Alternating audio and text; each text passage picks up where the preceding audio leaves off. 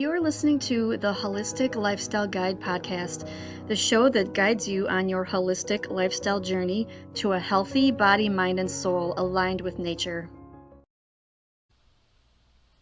Hello, and welcome to episode number 54 of the Holistic Lifestyle Guide podcast. This episode is going to be about seasonal depression. This is also known as seasonal affective disorder. And so I'm going to talk about some natural remedies that you can use to help this better. So many people experience increased anxiety when summer ends and starts to turn into fall. And then depression, it becomes really strong in the deep, dark months of winter. Many people experience this, even people that don't have any struggles with depression regularly. This can happen to anyone in the middle of winter. So anxiety and depression can also happen in autumn as well, but it is more strong in the winter. They are both related to less sunlight, colder temperatures, and also the holiday season, which can be a little bit more stressful or depressing to some people. So I'm going to cover some natural remedies for this. So let's get right into this. First of all, how do you know if you have seasonal affective disorder? It usually starts anywhere between October and December and often gets worse when we turn our clocks back, and then that's when it starts getting dark before dinner time. It is dark before many people get off work, which only makes it worse. So when you don't see the sunrise or the sunset, that not only causes depression, but also a lack of vitamin D, and it messes up your melatonin and your cortisol levels, which leads to poor sleep. So a lack of sunlight and lack of time spent in nature, I should say, this will lead to nature deficit disorder as well, which is another subject. This is a real nightmare that kind of perpetuates itself. It's like a vicious cycle. And it can only be relieved by increasing daylight and warmer temperatures that come later in the winter or the early spring. So increased anxiety and depression in the fall and winter are also a result of excess air. So in Ayurveda, which is the 5,000-year-old Indian health system, autumn and winter are the times when the air element is increased. For people who already have an excess of the air element, these would be people that are thin, that are not very warm, they're usually cold. This time of the year will most likely increase their anxiety and depression, along with dry skin, irritability, and constipation, which is caused by dryness. So if you do experience these things, most likely you are one of those types of people. That body type is called the ectomorph, or in Ayurveda, it is called the Vata body type. So those are completely different subjects that I could talk about for a long time, and I've done blog posts and other podcast episodes, videos about those. So I'll leave some links down below in the show notes if you want to learn more about that, because if you are one of those people with that body type, you most likely will suffer from seasonal affective disorder. So let's go into what all of the symptoms are of this. So they can vary from person to person, but these will be the main ones that affect most people who have seasonal depression. Being lethargic, this is the first one. So, of course, this can also be because we're just not as active in the wintertime. It's cold outside, so you stay indoors more, and you're just not as energized. You're also eating a lot of food, which can weigh you down. But if you notice that you are lethargic, this could be one of the symptoms of seasonal depression. Another one is self-isolation, and this also has many reasons why it could be, which could relate to winter as well. People don't do as many things in the winter, but the thing that makes this different, what makes this part stand out, is that self-isolation sometimes is as a result of depression, because first you're depressed and then you self-isolate. So that's how you can tell the difference Sometimes people like to self-isolate, and they do that because they might be introverts, they might just be burnt out, they might want to take a month or two off of, chaotic lifestyle. So if you are finding that you are choosing to self-isolate for reasons to, like if you can tell that your mental health is suffering and you just don't want to be around people because of that, that could be a sign that you have seasonal depression. Another one of the symptoms is a loss of interest in activities that you normally enjoy. So one of the symptoms is, if the middle of winter, you're not really able to do the activities that you normally do, or you try to do them and you just have lost interest and you just become lethargic, you become tired and lazy, and then you end up, everybody knows, you end up on the couch watching TV. So if you spend most of your winter time on the couch watching TV, it's a really good chance that you have seasonal affective disorder without really being aware of it, because that is the default activity of someone who is depressed. Or you could just scroll social media constantly too. That's another way that you can tell. Another symptom is increased agitation or irritability. Of course, this has many causes as well, especially in women. Premenstrual times are very famous for making women irritable, but also you might notice this coming out of nowhere when you're not normally an irritable person. This could be a sign that you are depressed. Another symptom is unhealthy food cravings. This can also stem from other things, and a lot of these symptoms can be just on their own, and hopefully you don't really relate to too many of these, because if you relate to all of them, chances are you do have it. But unhealthy food cravings result from many things, some of them physical, but also many of them can be mental as well. Because when you are depressed, you will sometimes do the quick fix to get your dopamine rush, which would be eating sugary foods, eating candy, eating starchy foods like pasta and things like that. So that's one sign as well. Another sign that you could be seasonally depressed is if you oversleep. So notice that is oversleeping and not just because it's winter, because in the winter we do sleep more overall in general, but oversleeping is where maybe you might sleep for 11 or 12 hours a day or more. That is surely a sign of depression or some sort of physical ailment. Another symptom that you could have this is a lack of motivation, and that's pretty easy to have in the winter time when it's cold outside and there's nothing going on and it gets dark early and you're just lack of motivation hits you. Another sign is that you feel hopeless. So this one is a big one because you can feel all of these other things, but if you feel hopeless, then that is probably a sure sign that you have it. I've even had this happen to me before. The beginning or the middle of winter, it can exacerbate problems that are small, and if you happen to have some other sorts of problems that pop up in the wintertime, you might end up feeling extra hopeless about them.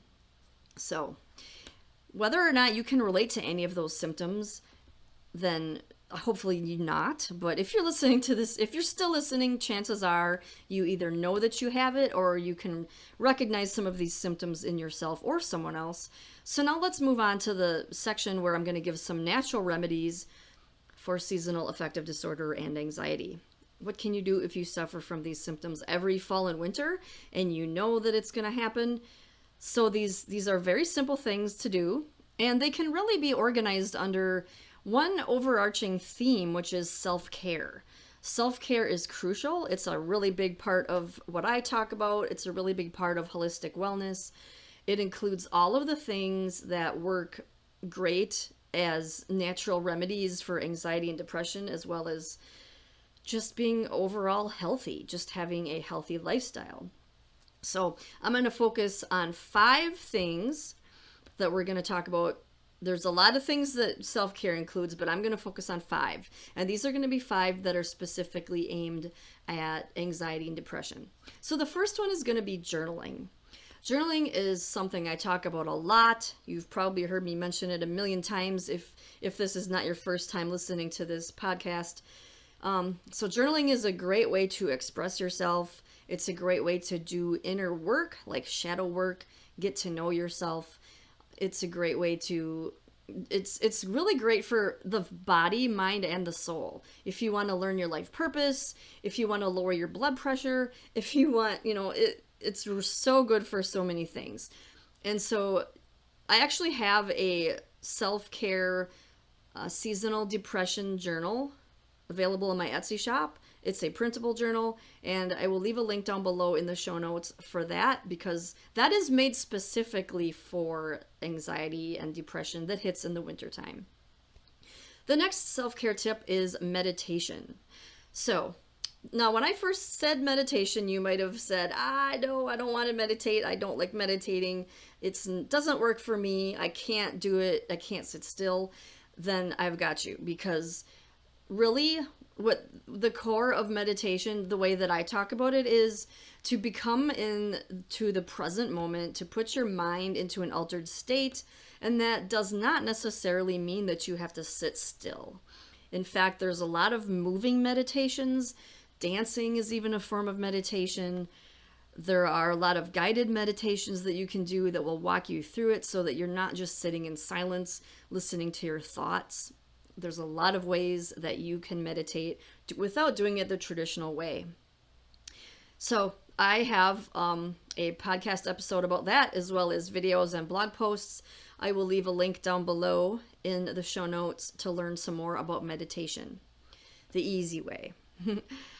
The next self-care tip is to eat a seasonal diet for fall and winter.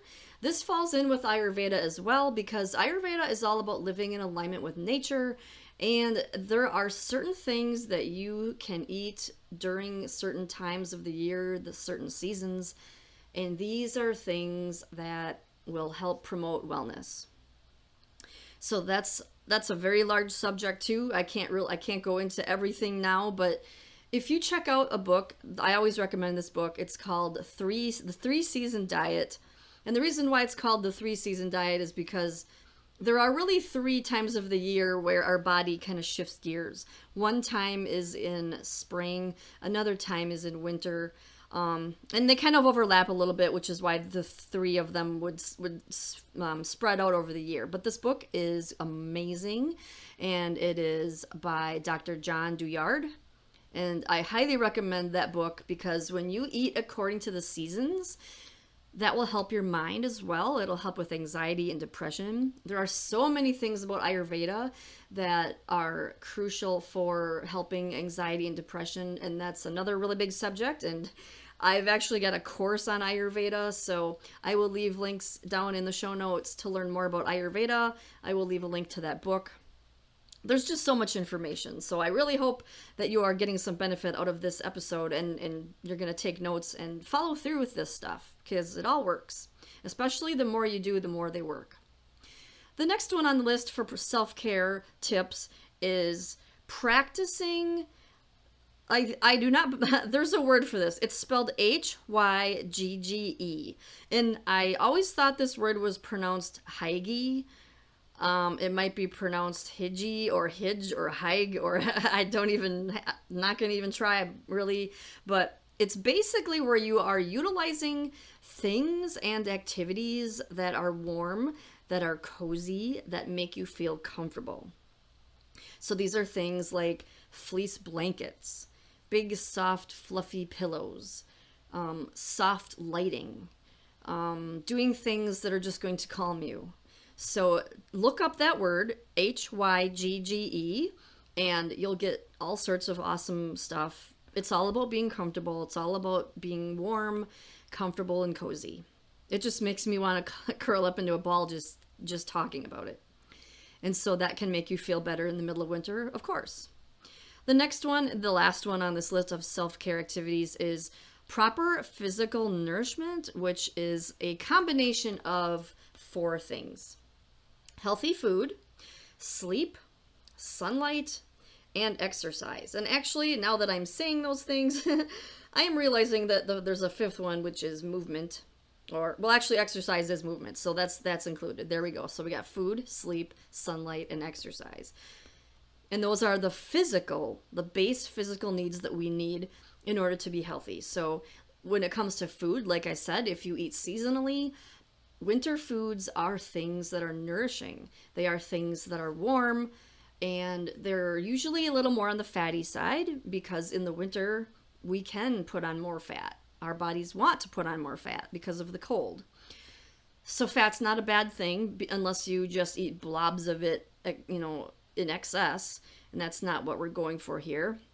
When it comes to fat, it's really all about the healthy fats, which would be avocado, olive oil, and things like that. And like I said, that book that I mentioned will talk all about how to eat in the wintertime and be healthy.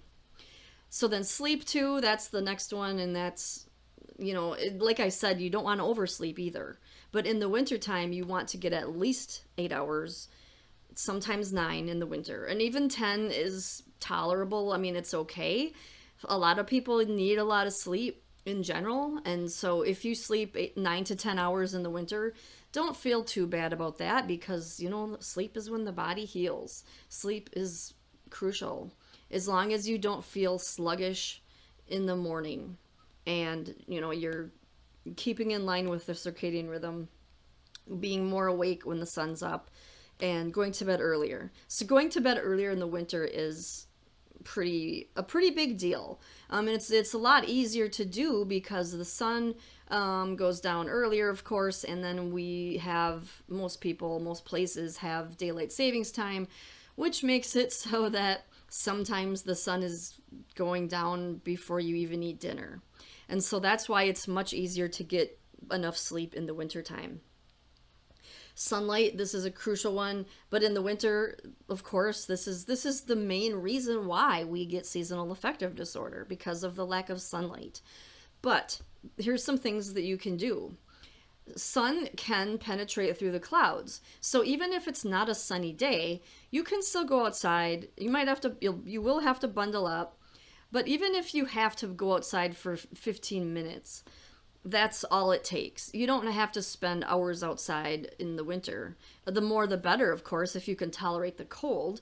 But another way that you can get by is to get a sun lamp. I've got one of these, and these provide a lot of lux, which is LUX, and that's the measurement of light. So if you see a sun lamp that gives 10,000 lux or more, those are the good ones. And so those are going to help you to stay in the circadian rhythm. They're going to help you to go to bed earlier. It sounds counterproductive, but the more sunlight you get during the morning and around noon, then the earlier you're going to fall asleep and the easier you're going to fall asleep. So get yourself a sun lamp, if you want to work on that way, if you don't want to go outside. You can also sit in front of a window. Of course, the window is going to block out the rays that help your body make vitamin D. So be sure to take vitamin D supplements. This goes along with eating seasonally, and you don't need to take these supplements in the summer, usually just in the winter. And then exercise, of course, is important all the time. But, if we're not getting outside for those summer activities, we might have to work a little bit harder at getting our exercise in the winter. So I have mentioned before that solitude is necessary for self-care, but also remember to balance solitude with positive relationships. So the wrong relationships will drain us and cause us to be more anxious or depressed, where the right relationships will help support us when we need it most. So in the winter time, it's important to stay in regular contact with your friends and family if they are supportive. And as far as the solitude goes, you might love it. You might be like me. You might be an introvert that just loves being alone and needs to be alone. And like I said, if you are self-isolating when you're normally an extrovert, that's a bad sign. But if you do like your solitude, then wintertime is a great time to get that. And just be sure you don't overdo it, because like I said, you need to we're social beings. We need community. We just need to work at it in different ways in the wintertime. So now I'm going to go into Just a couple things that I share in one of the planners that I have. I've got a planner called the Body, Mind, and Soul Self-Care Planner. This is also kind of like a journal. It goes in depth on how to align your self-care routine with nature, with the daily, monthly, and yearly cycles. So I'm just going to go through a few more tips. They might be repeat tips, but they are the important ones. So like I said, going to bed earlier. As the sun sets earlier, it helps our bodies adjust to the seasons by also going to bed earlier. This is another way we can live in alignment with nature.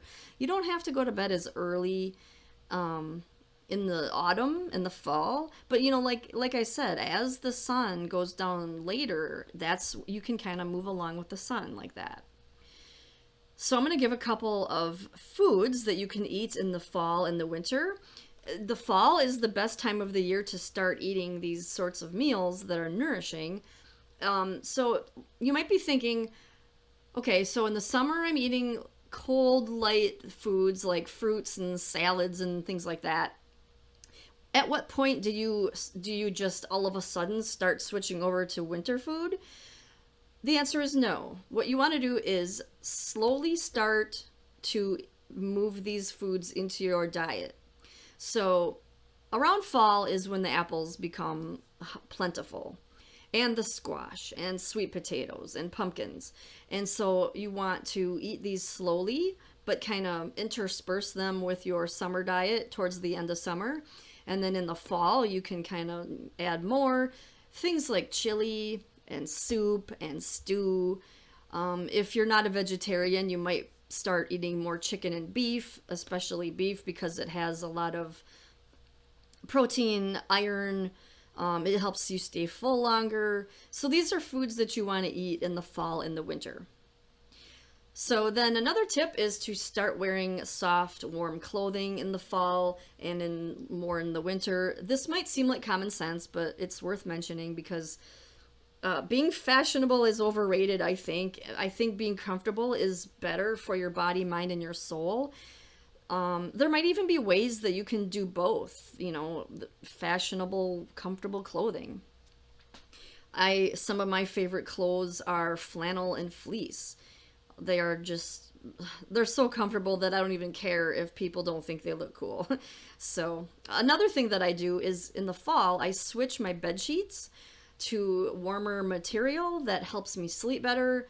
I have a set of flannel and a set of fleece bed sheets, and I kind of flip them around.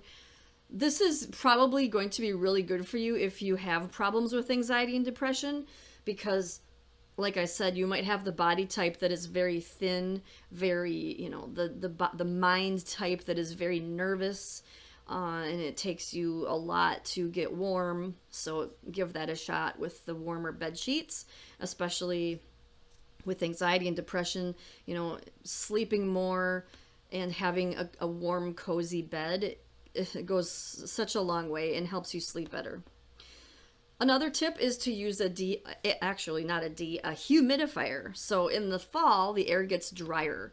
Using a humidifier will reduce cold and flu symptoms, and it'll also keep your skin hydrated. So the more moist you can keep your air in the fall and the winter, the better. Another tip, and this is something I love to do, is to use natural lotions and oils. So your skin probably will need more moisture in the fall and the winter. And one of the best self-care practices that you can do during this time is to rub oil on your skin. This is really big in Ayurveda. This is a tradition in Ayurveda, actually, where they put oil on the body every day. The word for this is called abhyanga. So this is where you take usually sesame oil, because this is a good oil for people that are always cold and nervous and dry. So get yourself some sesame oil that is for the skin, not the kind that you eat, and then just put a very thin layer on your skin. So this is natural ingredients. If you don't want to use oil, you can use lotions that are made out of natural ingredients, maybe some lotions that have lavender oil in them. You can even make your own. You know, if you know your way around essential oils and how to pick them and use them, you can use essential oils in lotions and do a lot of DIY stuff. So be sure to check out like well-respected companies who use organic products, because we're all about living a holistic lifestyle here. So we're going to want to, you know, not put poisons and chemicals and toxins in our skin. So some more self-care tips for winter. Like I said, you want to eat more, but not too much more. You almost have a free pass to eat a little bit more in the winter. You can also eat a little more often too, because our bodies are working hard at storing energy and it needs more food to do this. Having a few extra pounds will most likely get added anyway as your body prepares for the cold. So you should also eat more protein and more fat at this time. Like I said, the fat's not going to be, you know, don't go out there and get steak that has just tons of fat on the edges. That's not the fat. I mean, avocado oil, olive oil. There's a lot of good fats. Just if you really want to go down that rabbit hole, research omega-6s and omega-3s and the good fats. This is really good news if you are a meat eater, because then, you know, you have a little bit more permission to eat more meat in the wintertime. And going to bed earlier in the wintertime than you did in the fall. So like I said, in the summer you usually go to bed a lot later, and then as the year goes on you start going to bed a little bit earlier, or at least this is the way that it's the best for your body, for your circadian rhythm, to go with the sun.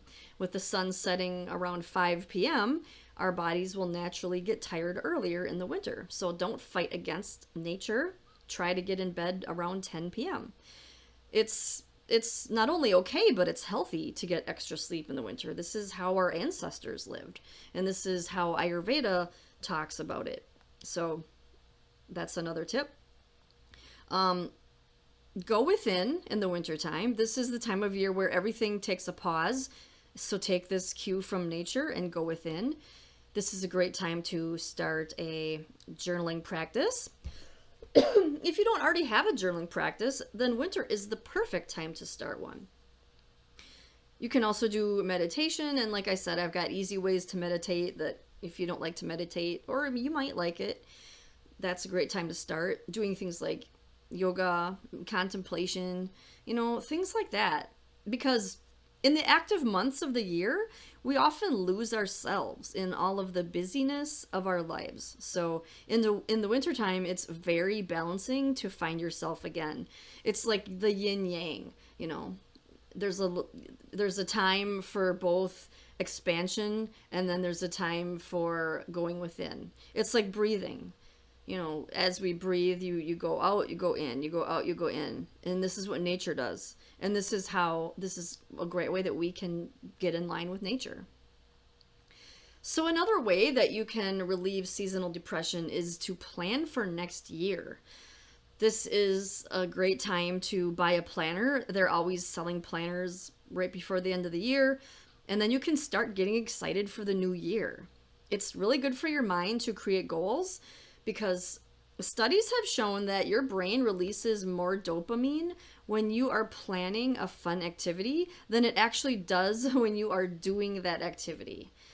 It sounds weird, but this would explain why people are often very excited and happy leading up to a vacation, but then that feeling fades once you know your vacation has begun.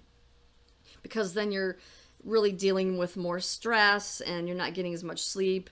And so, yeah, you can be super excited and happy before the vacation. And that's why I like to plan stuff in the wintertime. So planning for the next year will give you that dopamine boost to get excited for the next year's plans. So in the winter, you might want to start doing some indoor hobbies as well. That could be another way that you can relieve your depression. Winter is the best time of the year to finally catch up on all of your indoor hobbies. Things that you don't normally do in the summer, such as reading, writing, doing crafts, playing board games with your family. Of course, if you love winter, by all means, get out there and do some winter activities too. But I don't know the percentage of the population that likes winter activities, but indoor hobbies are awesome too. So if you're not an outdoor person in the winter, don't worry about it. There's lots of indoor hobbies.